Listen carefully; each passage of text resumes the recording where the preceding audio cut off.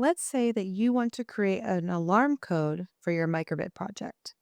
The first thing I'm going to do is I'm going to set a variable called alarm code. This will help me keep track of some numbers in my project so that way I can set and disarm my code. It'll make more sense in a little bit. When I start my program, I need to set the alarm to 0. 0 in this case is just disarmed. It means the alarm isn't on and I don't want anything to be happening. So when I set the alarm to 0, I need to then clarify or specify and say, well, what is my program supposed to do if the alarm isn't 0? So when you take an if then statement and you embed it or add it to another current if then statement, it's now going to check for the first thing to say, is the first conditional true? If it is, then check to see if the second conditional is true. In order to change my alarm code, I'm going to have to use some buttons on my microbit.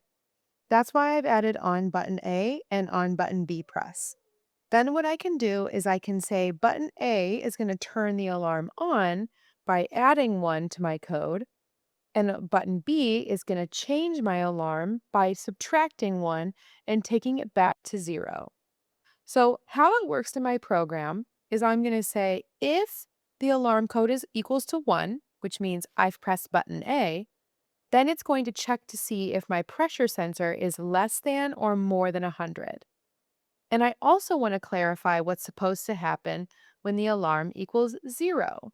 So in this case, I'm going to say if my alarm equals 0, which in this scenario means that my alarm has not been turned on yet, I just wanted to show a heart icon.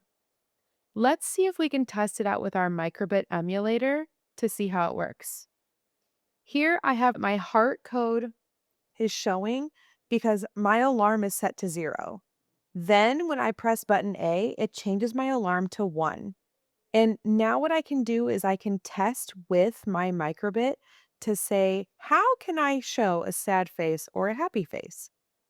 I went back to button B and I pressed it to change it to -1. The alarm is back to 0. So now it just shows my heart icon.